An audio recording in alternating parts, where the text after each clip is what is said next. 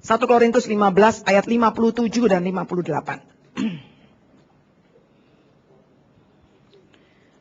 1 Korintus 15 ayat 57 dan ayat 58. Kita baca sama-sama.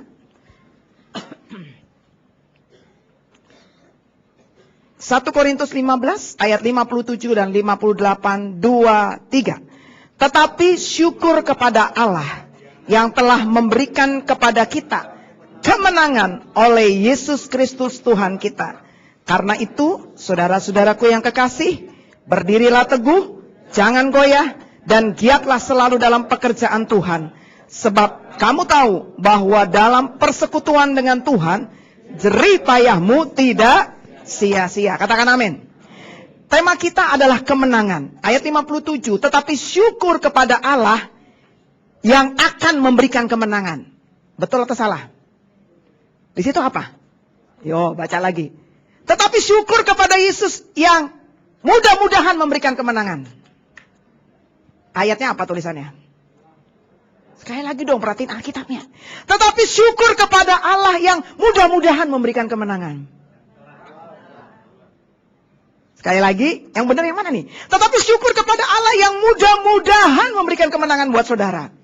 Salah, saya salah. Tapi Alkitab mencatat, sama-sama kita baca 2, 3. Tetapi syukur kepada Allah yang telah memberikan kemenangan. Berarti kemenangan itu sudah diberikan. Katakan, kemenangan sudah diberikan. Kita beri kemuliaan bagi nama Tuhan, saudara.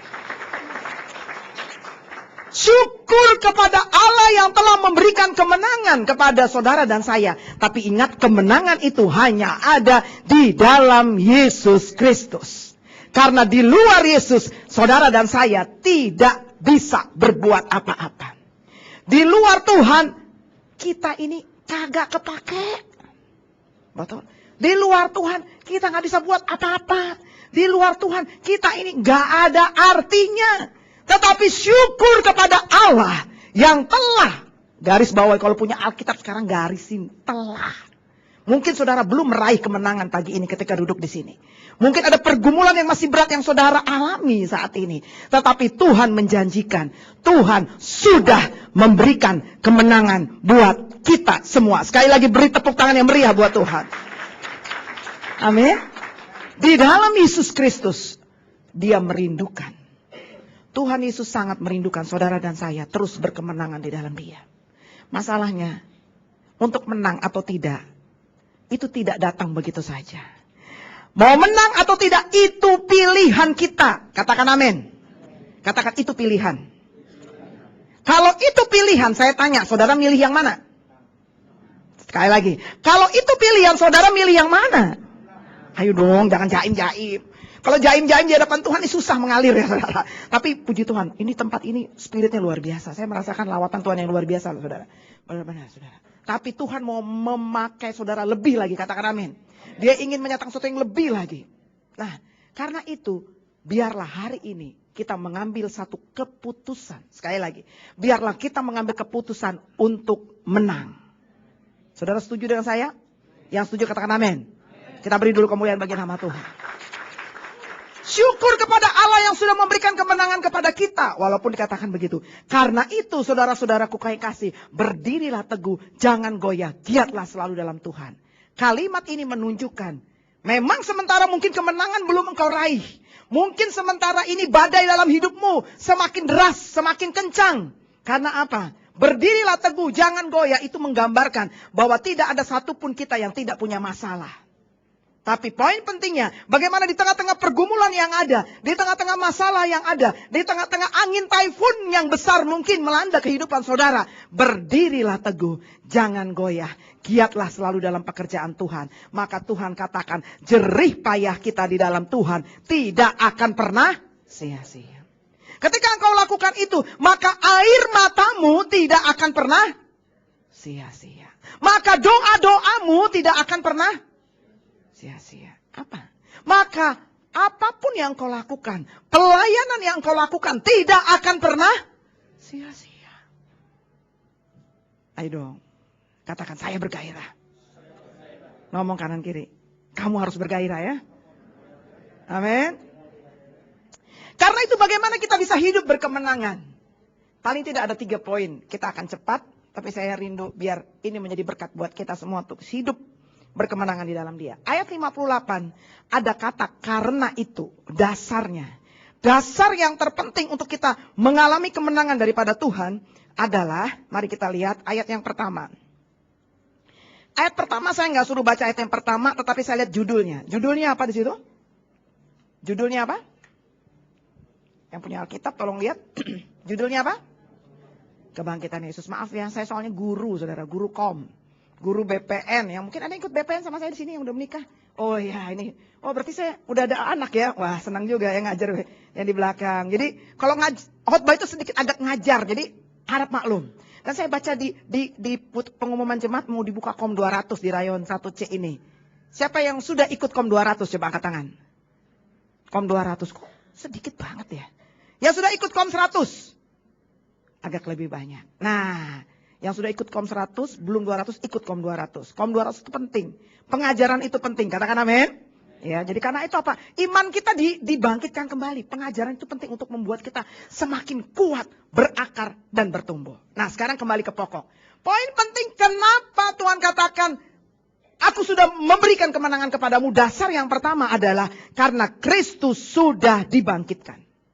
Karena Kristus sudah dibangkitkan, itu menjadi jaminan buat saudara dan saya juga mengalami kemenangan di dalam Tuhan. Karena Tuhan katakan, karena ada kebangkitan Kristus, maka di ayat 12 ada subjudul lagi. Coba lihat di atas ayat 12, ada tulisan kebangkitan siapa? Kita. Karena Kristus sudah dibangkitkan, maka saudara yang percaya kalau Kristus sudah dibangkitkan, maka saudara juga akan dibangkitkan bersama dengan Dia. Yang percaya katakan amin. Karena apa? Musuh terakhir yang dikalahkan oleh Yesus ketika Dia ada di atas kayu salib. Dan ketika Dia dibangkitkan pada hari yang ketiga ketika Dia sudah dikubur. Musuh yang terakhir itu adalah ayat 26. Coba kita lihat. Apa musuh terakhir?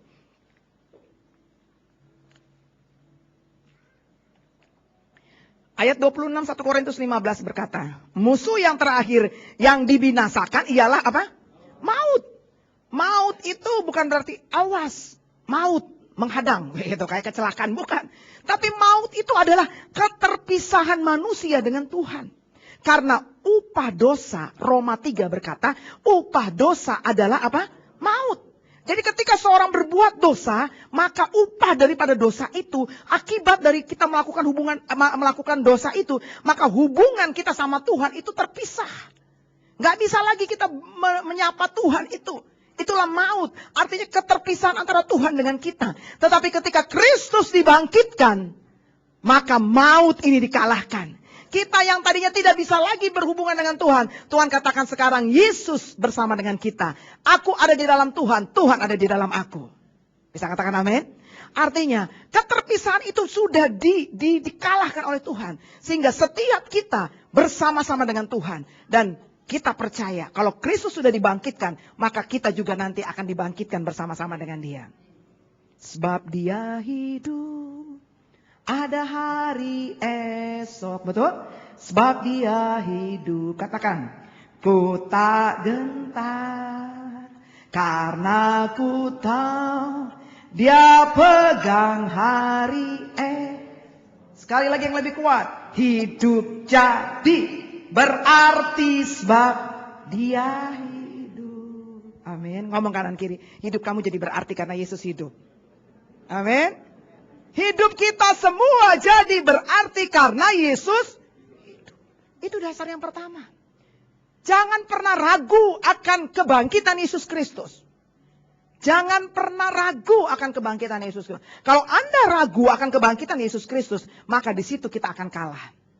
Tapi ketika kita mengalami persoalan yang berat sekalipun kita ingat Yesus sudah mati untuk saya. Yesus sudah bangkit untuk saya. Yesus sudah mengalahkan maut untuk saya. Supaya saya juga berkemenangan. Maka ketika persoalan berat sekalipun, saudara akan diberikan oleh Tuhan kekuatan. Amin. Jadi jangan ragu kalau Yesus itu sudah bangkit.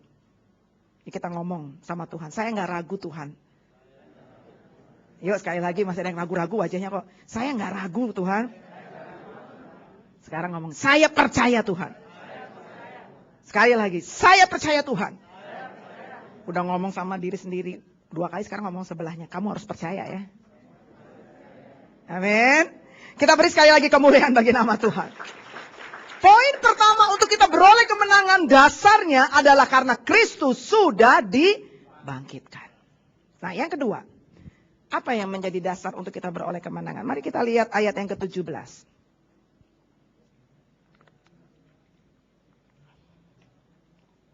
1 Korintus 15 ayat yang ke-17. Yuk kita baca sama-sama yuk. 2, 3. Dan jika Kristus tidak dibangkitkan, maka sia-sialah kepercayaan kamu dan kamu masih hidup dalam. Kalau Kristus tidak dibangkitkan, jika Kristus tidak dibangkitkan, maka sia-sialah kepercayaan kamu dan kamu masih hidup di dalam dosa. Sekarang coba saya balik. Poin pertama, saya katakan tadi Yesus sudah. Siapa yang percaya Yesus sudah bangkit? Belum semua. Siapa yang percaya Yesus sudah bangkit? Haleluya. Kalau Kristus sudah dibangkitkan, maka ayat ini berubah. Kalau Kristus sudah dibangkitkan, maka tidak sia-sialah kepercayaan kamu dan kamu tidak lagi hidup di dalam apa? Dosa. Mengerti? Masih ada yang bingung, Saudara. Karena Kristus sudah dibangkitkan, maka ayat 17 berkata, kamu tidak lagi hidup di dalam dosa. Bapak Ibu yang dikasih oleh Tuhan, Tuhan sudah mengampuni segala dosa-dosa kita. Amin. Karena Tuhan itu penuh dengan pengampunan. Sebesar apapun dosa yang kita lakukan, sebesar apapun kegagalan hidup kita, karena Kristus sudah dibangkitkan, maka Dia sanggup untuk mengampuni setiap kita. Bisa katakan amin? Bapak Ibu, saya mau katakan di tempat ini, siapapun kita, pasti kita punya masa lalu. Bahkan mungkin ada orang yang berkata, Bu, masa lalu saya itu rapotnya banyak merahnya. Betul? Artinya, siapapun kita, kita pasti ada kegagalan masa lalu kita. Ada kejatuhan masa lalu kita. Gak usah jauh-jauh, Raja Daud aja yang udah diurapi Tuhan, Saudara. Punya rapot merah. Betul? Raja Daud kurang apa tuh pengurapan dalam dirinya. Tapi ketika dia melihat seorang wanita mandi, gak bisa dia komplain dong. Lu mandi pakai baju dong. Gak bisa. Namanya orang mandi ya gak pakai baju. Tapi ketika dia lihat Batseba mandi, dia lupa tuh Matius, Markus, Lukas, Yohanes lupa. Betul? Karena dia sudah lupa kejadian. Kejadian begini, Saudara. Kan melakukan hubungan langsung kejadian kan? Habis kejadian, keluaran. Untung gak bilangan. Untung gak ulangan. Kalau ulangan bilangan lagi. Tapi untung Daud bertobat. Betul? Siapapun kita, mungkin kita lebih parah dari Daud. Atau mungkin kita tidak separah Daud. Tapi saya mau katakan hari ini, siapapun kita hari ini, kita tidak bisa merewind masa lalu kita. Kita tidak bisa mengulang masa lalu kita dan kita berkata, nih yang gak baik-baik dalam hidup gue Tuhan, gue mau ubah. Gue kagak mau yang kayak begini. Gak bisa, Saudara. Siapapun kita tidak bisa merubah masa lalu. Mungkin ada kegagalan kita pada masa lalu kita. Tetapi hari ini Tuhan berkata, karena Kristus sudah dibangkitkan, kamu tidak lagi hidup di dalam dosamu. Kita hanya bisa merubah masa depan kita. Sekali lagi, kita bisa merubah masa depan kita. Dengan hari ini kita hidup di dalam anugerah Tuhan. Dengan hari ini kita berubah. Dengan hari ini kita minta pengampunan Tuhan. Dengan hari ini kita dipulihkan oleh Tuhan. Itu akan merubah masa depanmu. Beri kemuliaan bagi nama Tuhan, Saudara. Saya dulu waktu masih muda, Saudara. Sekarang juga masih muda sih, ABG. Aku baru gocap. Saya udah gocap loh, Saudara. Masih muda, anak saya masih kecil ya. Ada konseling, saya kan udah jadi ibu gembala waktu itu. Ditanya begini, ibu saya mau konseling seorang wanita, orang muda. Oh iya, oke.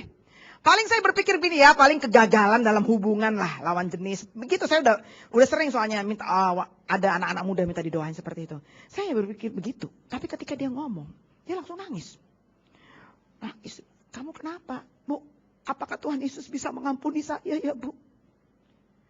Bisa. Selama seseorang minta pengampunan dari Tuhan, maka Tuhan sanggup untuk mengampuni. Saya katakan begitu. Tapi dosa yang tidak bisa diampuni itu yang dicatat dalam Alkitab, itu yang namanya mendukakan Roh Kudus. Tahu nggak Saudara, dosa yang mendukakan Roh Kudus itu artinya dosa yang tidak mau Itu saya bilang, banyak orang berpikir gini, ya gue gak dosa kok, ya cuma ya nyimpang-nyimpang dikit lah, selingkuh-selingkuh sedikit lah. Ya, kalau kayak gitu mah Tuhan gak bisa ngampunin, betul gak? Tapi begitu dia gagal, dia aduh Tuhan, aku sudah gagal Tuhan, aku udah gak setia sama pasangan aku. Tuhan bisa mengampuni. Betul? Tapi kalau dia, enggak kok, orang temen gue di kantor juga bikin kok, gak apa-apa. Orang yang tidak mau minta pengampunan dari Tuhan, itu namanya dosa yang mendukakan Roh Kudus. Selama kita mau minta pengampunan daripada Tuhan, Tuhan tidak pernah menolak setiap orang yang mau datang kepadanya. Inilah anugerah pengampunan Tuhan.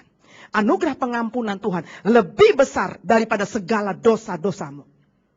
Katakan amin dong. Berikan dulu kemuliaan bagi nama Tuhan. Dengan terisak dia ngomong begitu terus. Saya katakan, pasti Tuhan mengampuni kamu. Kenapa? Aduh Bu, dosa saya terlalu banyak Bu. Dosa saya terlalu banyak, iya.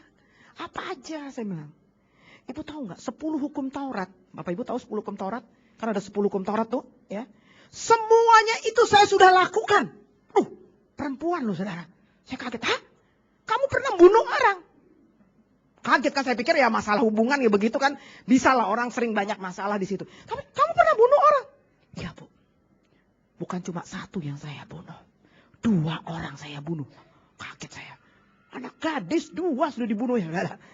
Tapi saya tetap katakan anugerah Tuhan, pengampunan Tuhan lebih besar dari segala dosa-dosamu. Karena Kristus sudah dibangkitkan, maka saudara dan saya tidak lagi hidup di dalam dosa. Bersuka cita enggak? Amin. Kita harus bersuka cita. Siapapun kita pernah gagal masa lalu kita. Kita pasti punya borok-borok, betul enggak? Kegagalan kita masa lalu. Tapi hari ini jangan hidup dengan intimidasi masa lalu. Banyak orang tidak bisa berkemenangan hari ini. Karena iblis selalu ngomong, lu itu kan alah. Coba kalau istri lu tahu perbuatan lu, malu deh lu. Gitu. Benar gak? Banyak, kalau anak-anak lu tahu perbuatan lu, malu. Mungkin iblis gitu terus ngomong sama kita.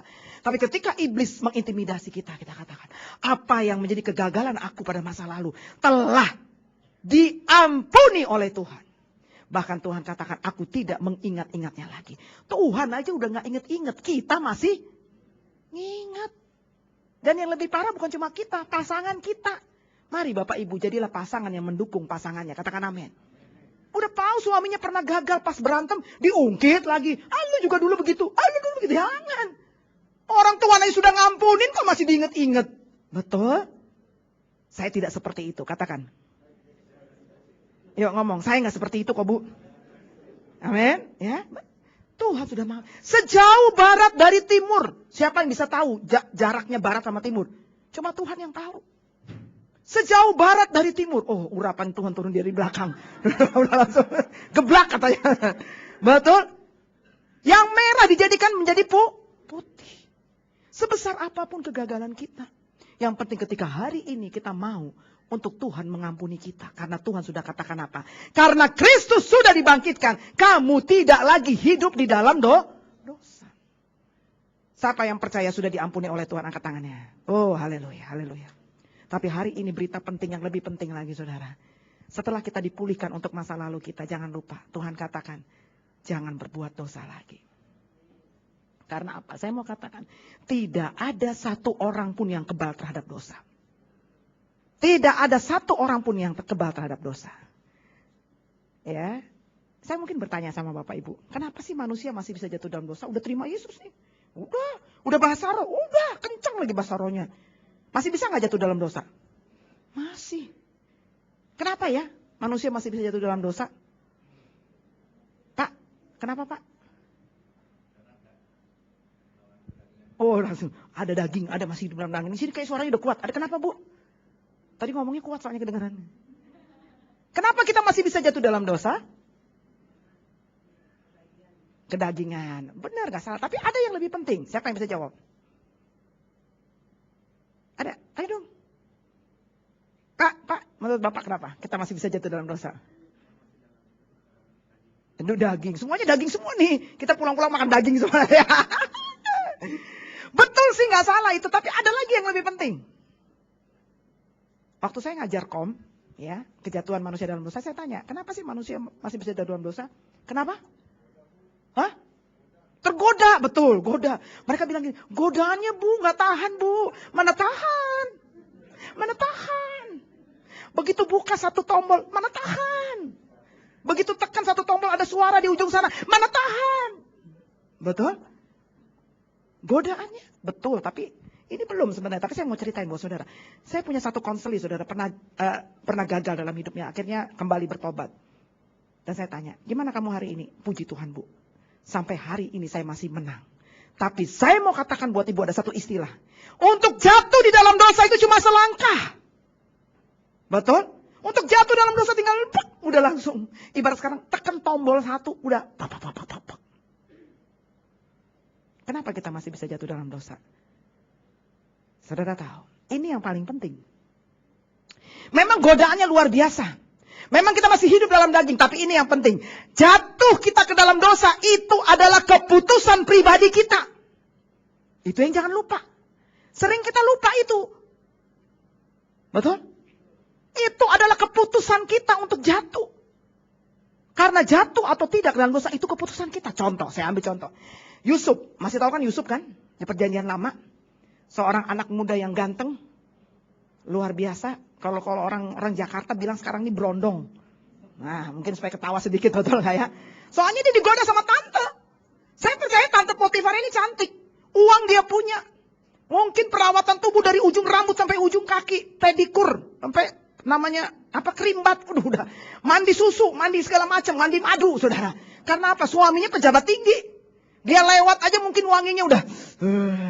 Yusuf tergoda nggak? Laki-laki saya tanya, Yusuf tergoda nggak? Tergoda. Kayak tadi godaannya Bu. Betul. Kalau cuma itu udah. Dan yang luar biasa pada hari yang menentukan ini. Si tante ini jalan kan. Makin lama makin deket kan. Makin deket, makin deket, makin deket. Dan buktinya dia bisa tarik nih bajunya kan. Makin deket. Kalau Yusuf cuma diem aja di situ. Ya pasti dia berdoa. Bukan saya anti doa sudah. Dia pasti berdoa. Tapi kalau dia cuma berdoa aja. Tuhan kuatkan aku Tuhan. Kuatkan aku Tuhan. Kuatkan. Si tante ini selangkah. Selangkah, selangkah. Lama-lama di depan dia. Kuat gak Yusuf? Langsung doanya udah berubah. Bukan kuatkan lagi. Jadilah kehendakmu. Betul? Tapi Yusuf punya keputusan di dalam dirinya. Ini yang penting. Godaan bisa kuat Pak. Sekuat apa? Makin kuat. Makin hari-hari terakhir. Akhir zaman ini. Makin kuat. Karena Tuhan Yesus sudah mau datang. Katakan amin. Godaan semakin kuat. Tapi keputusan kita. Ketika Yusuf katakan. Mana mungkin. Mana mungkin aku berkhianat sama Tuhan. Nggak mungkin aku berkhianat sama suamimu, Potifar. Yang semua harta ini diberikan tanggung jawabnya sama saya. Kecuali kamu, karena kamu adalah istrinya. Nggak mungkin saya mau berbuat dosa. Lari! Model kayak begini, kalau kagak ada lari, keikat saudara. Benar, saya mau katakan. Model begini, kalau udah ada godaan begini, lari! Bukan lari mendekat loh saudara. Lari menjauh. Katakan lari menjauh. Amin. Lari. Bapak Ibu yang dikasih oleh Tuhan. Rahasia kedua untuk berkemenangan Tuhan ingatkan. Kita sudah diampuni dosa-dosa kita. Tapi tidak ada satu orang pun kita yang kebal terhadap dosa. Hati-hati. Karena apa? Kedatangan Kristus sudah semakin dekat. Jangan sampai kita menjadi orang-orang yang tidak diangkat oleh Tuhan. Karena hidup kita tidak berkenan daripada Tuhan. Tapi hari ini terima anugerah Tuhan.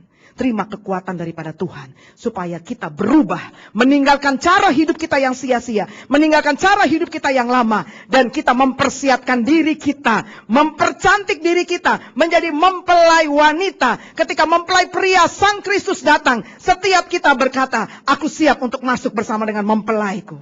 Beri kemuliaan bagi nama Tuhan saudara. Yang berikut. Yang ketiga. Dan ini yang terakhir, saudara. Yang ketiga. Oh, masih ada satu poin lagi sesudah ini. 14. Yuk kita baca sama-sama. Ayat 14. 2, 3. Tetapi andai kata Kristus tidak dibangkitkan. Maka sia-sialah pemberitaan kami. Dan sia-sialah juga kepercayaan kamu. Supaya kita hidup berkemenangan, Tuhan katakan, kalau kamu percaya bahwa Yesus sudah dibangkitkan, maka apa yang kamu percayai, apa saja yang kamu percayai, itu tidak akan sia-sia. Katakan yes. Makanya saudara, jangan pernah mempercayai yang jelek. Katakan amin. Mungkin berat penderitaan kita, karena suami kita kena sakit. Penyakitnya penyakit lupa dalam tanda kutip. Lupa jalan pulang ke rumah. Kagak inget lagi rumahnya di jalan apa. Karena dia pergi ke jalan yang lain. Saudara, mungkin kau punya penderitaan yang cukup berat seperti itu. Suamimu lupa pulang. Tapi saudara, jangan pernah mempercayai yang jelek terhadap suamimu. Engkau sampai ngomong gini, biar aja ntar suami gue. Kalau perlu tabrakan, kakinya patah 8.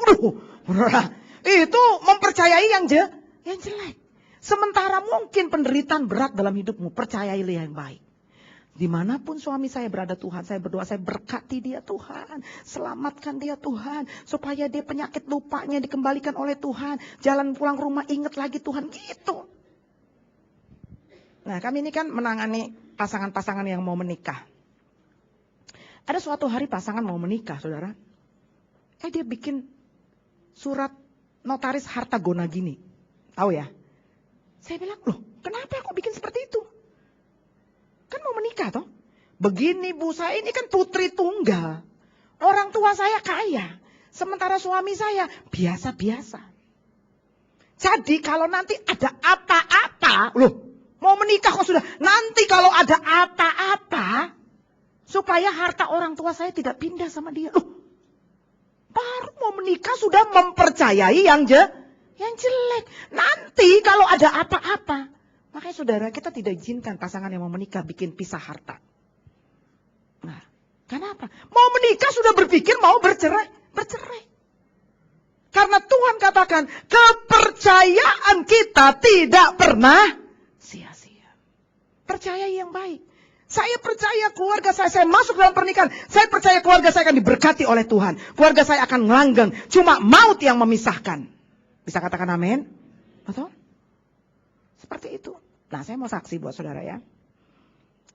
Saya menikah belum lama saudara. Baru 24 tahun jalan 25 tahun. Ya. Tuhan kasih 3 anak. Pertama perempuan, kedua wanita, ketiga cewek. Jadi semuanya wanita. Anak saya yang nomor 2 tahun lalu, bukan tahun ini ya. Tahun lalu sempat jadi finalis Miss Indonesia. Mewakili Sumatera Utara. Gitu lah ya. Nggak tahu cantiknya dari mana saudara. Tuhan Yesus yang kasih kecantikan buat tingginya 171 perempuan saudara. Dia mewakili Sumut, pas 10 besar dia masuk. Tapi 5 besar udah nggak masuk. Ya, tapi saya percaya itu yang terbaik yang Tuhan buat dia. Nah, ini kehidupan keluarga kami. Dan saya menikah 24 tahun sekian bulan yang lalu dengan suami saya karena dasarnya cinta. Katakan amin. Atau ada di sini menikah karena nggak cinta? Saya berharap jangan ada ya. Tapi bukan cuma cinta yang diperlukan, betul nggak? Ya, nikah kalau cuma cinta, pas istrinya minta duit, yang penting gue I love you, cukup. Nggak bisa kan? Begitu dia minta duit kan tetap harus dikasih duit, betul kan? Nah, kami menikah karena cinta, tapi satu hal. Karena kami rindu melayani Tuhan bersama-sama. Itu tekad kami berdua. Dan suami saya cerita sama saya, seperti ini ketika kami baru menikah. Saya dulu beberapa tahun yang lalu saya bertobat terima Yesus. Dan saya baca satu buku. Dan makanya gak kebetulan nih kita kedatangan tamu ini. Saya baca satu buku seorang misionaris yang dikirim dari Inggris pergi ke Tiongkok.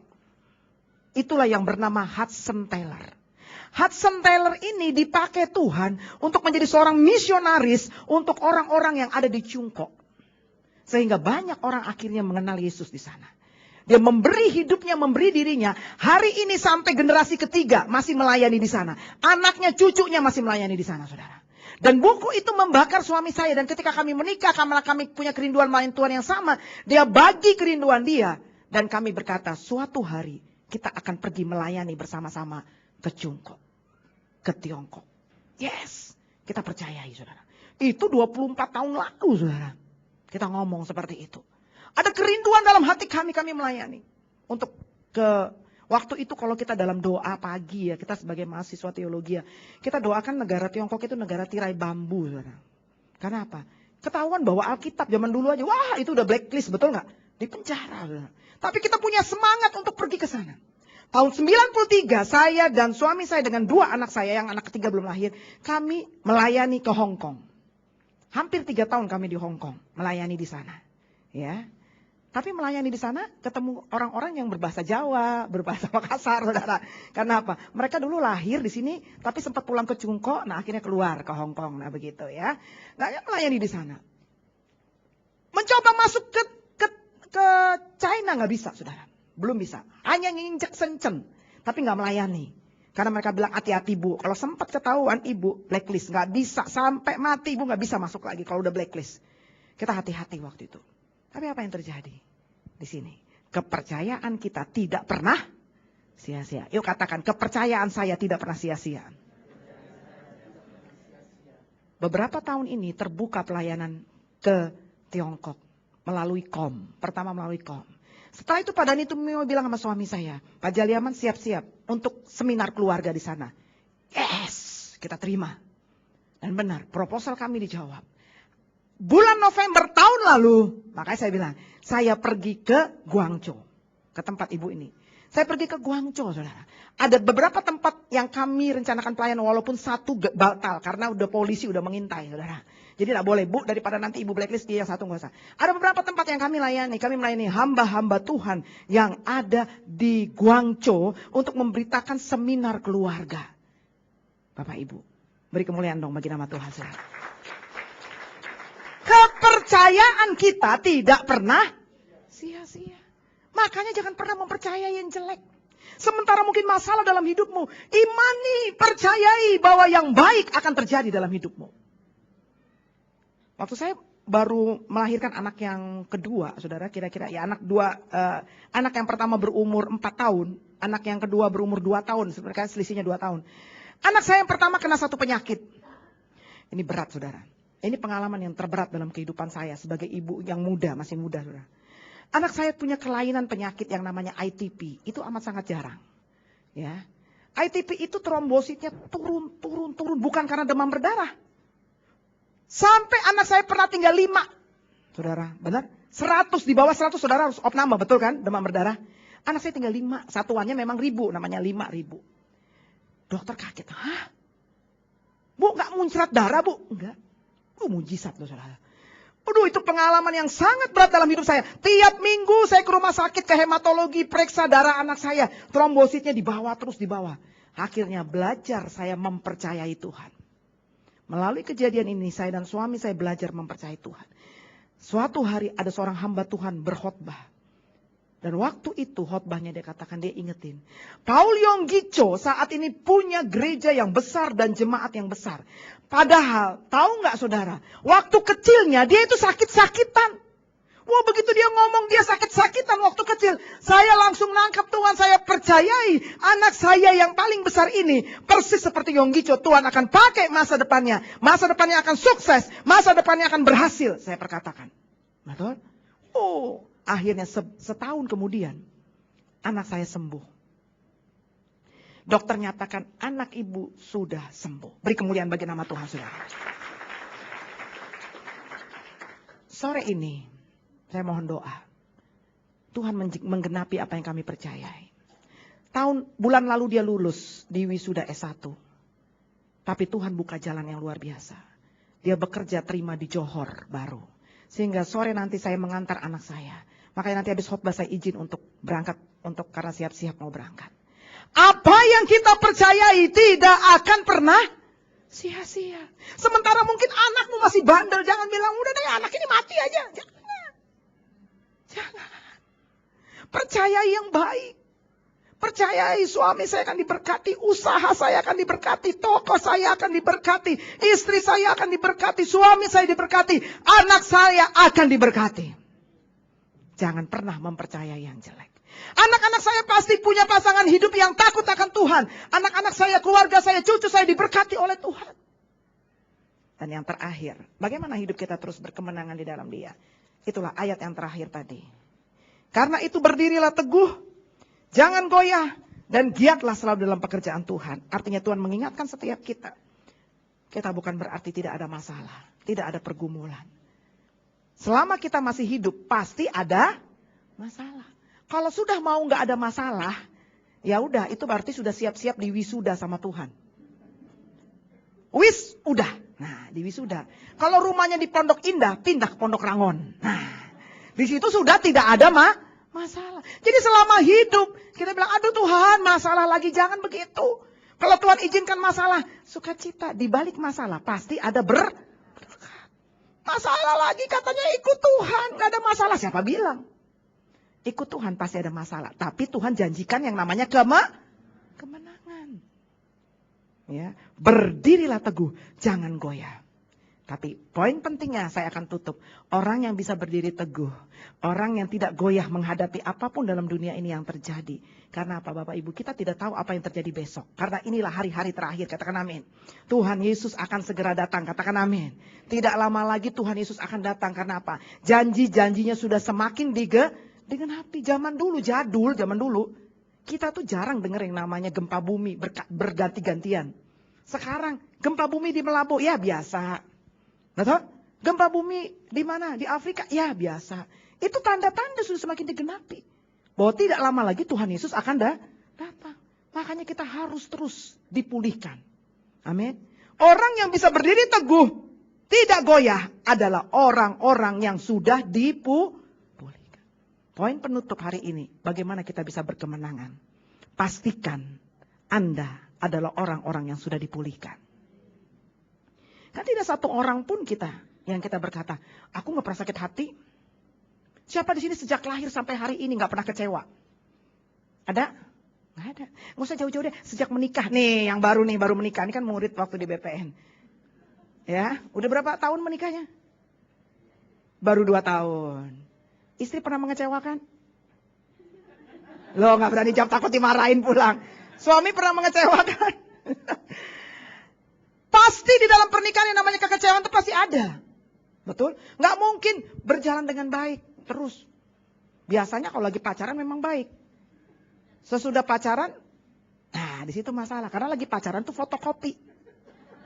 Kalau sudah menikah keluar asli. Kalau keluar susunya masih nggak apa-apa, saudara.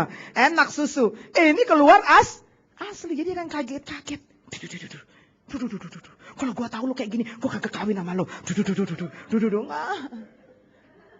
Ya, kecewa. Sakit hati. Saya mau sampaikan hari ini, justru orang yang mengecewakan Anda, orang yang membuat sakit hati Anda bukan orang yang jauh dengan Anda. Justru orang yang mengecewakan Anda, yang membuat Anda sakit hati adalah orang yang dekat dengan Anda. Siapa orang yang dekat dengan Anda? Suami-suami, siapa yang dekat di hatimu? Yang di sebelah katanya, istri. Istri-istri, siapa yang dekat di hatimu? Suami. Orang tua, siapa yang dekat di hatimu? Anak. Itulah orang-orang yang berpotensi mengecewakan hati kita. Tetapi ketika kita sakit hati, kita tidak bisa berdiri teguh. Orang yang sakit hati itu nyanyiannya aja, nyanyian patah hati. Kau yang memulai, kau yang mengakhiri. Itu orang nyanyian sakit hati, saudara. Tapi nyanyi orang yang sudah dipulihkan kemenangan. Ku menang bersama Yesus Tuhan. Betul nggak? Itu. Jadi kita harus pastikan di dalam diri kita tuh gak ada sakit hati. Saya mau saksi buat saudara. Saya saksinya gak usah jauh-jauh di keluarga saya aja, saudara. Supaya saudara tahu, hidup ini kita sama-sama berjuang. Katakan amin. Kami hamba Tuhan juga kami berjuang, saudara. Untuk mencapai garis akhir. Karena Yesus tidak lama lagi akan datang. Amin. Suatu hari saya pas pembantu gak ada. Pasti kalau pembantu gak ada yang paling sibuk ibu. Saya udah capek begitu ya. Jadwal padat, mau seminar, saudara. Ketika mau seminar, anak saya ngomong sama suami saya, papi saya mau pergi bla bla bla begini, dia mau izin. Suami saya bilang begini, nggak boleh pergi. Karena nggak sesuai dengan keinginan dia marah. Dia marah, mulai kata-katanya yang nggak baik keluar. Ketika kata-kata yang nggak baik keluar dari anak saya tahu, saya nggak mau terluka. Katakan amin. Karena apa? Orang yang berpotensi melukai saya adalah orang yang dekat dengan saya. Loh, dia anak saya, ya jelas aja dia bisa melukai saya. Jangan pikir kalau anak nggak bisa melukai kita. Hormat sama orang tua ya, hormat. Nggak boleh ngomong begitu, jangan saudara. Nggak bisa ngomong begitu. Begitu dia ngomong yang kayak begitu, saya nggak langsung bilang begini, ngaca ya. Keluar dari mana lo? Betul? 9 bulan nih di sini nih. Gimana susahnya dulu ngomong kalau seenaknya sama mama kayak begitu. Saya nggak ngomong gitu karena saya tahu saya tidak mau terluka. Saya panggil dia. Kamu jangan mau dipakai iblis ya. Mama mau seminar, besok mau khotbah minggu. Kita ada dalam pelayanan. Ayo kita doa sama-sama, kita doa. Masih jaim. Doa udah, tapi saya berangkat. Malamnya suami saya kita mempersiapkan untuk besok khotbah minggu. Biasa saya bawa buku saudara karena dia mau cepet saya nggak ada. Kami ada buku-buku, ada DVD dijual tentang keluarga gitu ya. Karena suami saya mau khotbah waktu itu di salah satu tempat yang agak besar, itu perlu DVD agak cukup banyak, buku banyak. Stoknya nggak ada di bawah, mesti naik. Rumah kami lantai 3, saudara, gudangnya di lantai 3. Anak ini nyapa, rupanya dia mau membalas kejahatannya dia tadi pagi, kesalahan dia tadi pagi dengan kebaikan malam ini. Dia tanya, mami, apa yang bisa saya bantu? Wah, betul?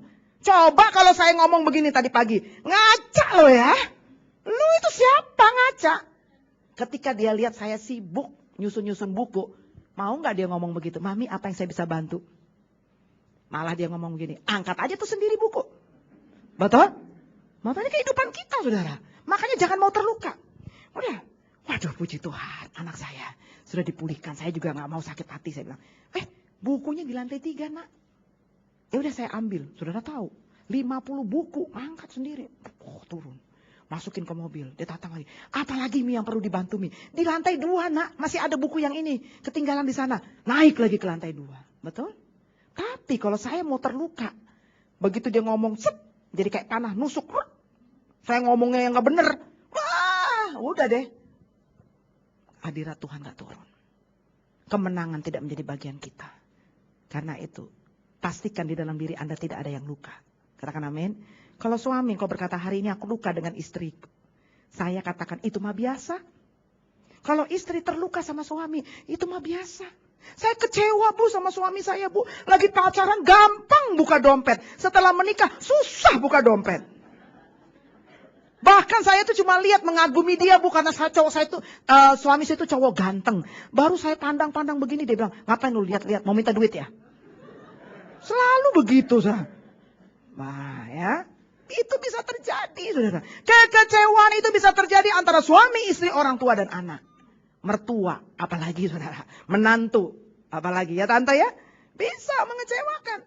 Tapi hari ini jangan ada yang luka. Katakan amin. Setiap kita minta dipulihkan oleh Tuhan. Karena hanya Yesus yang sanggup memulihkan setiap kita. Hanya Yesus yang sanggup memulihkan setiap kita. Ketika kita dipulihkan, maka kita mampu untuk berdiri teguh, tidak goyah. Ketika badai, taifun 9 sekalipun datang, kita tetap berdiri dengan kuat. Karena apa? Kita bukan orang-orang yang terluka. Tapi kalau Anda masih luka, dengar baik-baik. Orang yang luka itu berpotensi melukai orang lain. Contoh, kita masih bisa marah nggak? Bisa. Masih bisa kecewa nggak? Masih. Tapi kalau orang yang luka, ada luka yang belum dipulihkan, sedikit-sedikit marah, sedikit-sedikit kecewa, sedikit-sedikit ngambek, itu orang yang masih luka. Karena dia sedikit-sedikit marah, sedikit-sedikit dia kecewa, maka dia melukai orang lain. Katakan amin. Aku berdoa, saya berdoa supaya setiap kita hari ini dipulihkan oleh Tuhan. Jangan satupun kita berkata aku tidak perlu dipulihkan. Saya pun terus belajar dari pemulihan dari tiap-tiap hari. Seperti yang saudara lihat tadi. Kita berjalan terus untuk mau dipulihkan. Ada seorang ibu saudara. Selesai khotbah, dia pendoa syafaat. Bu, hari ini saya dipulihkan oleh Tuhan. Oh ya, kenapa?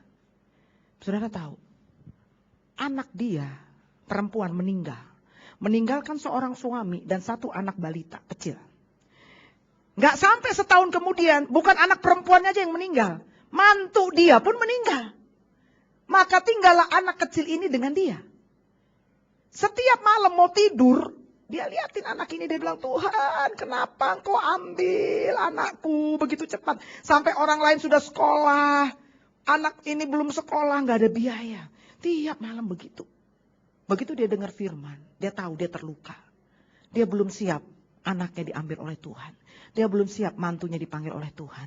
Sehingga akhirnya dia tidak maksimal. Dan hari itu dia dipulihkan oleh Tuhan. Sehingga apa? Dia semakin bergairah. Dia berjalan dari kemenangan kepada kemenangan. Beri tepuk tangan untuk Tuhan, saudara.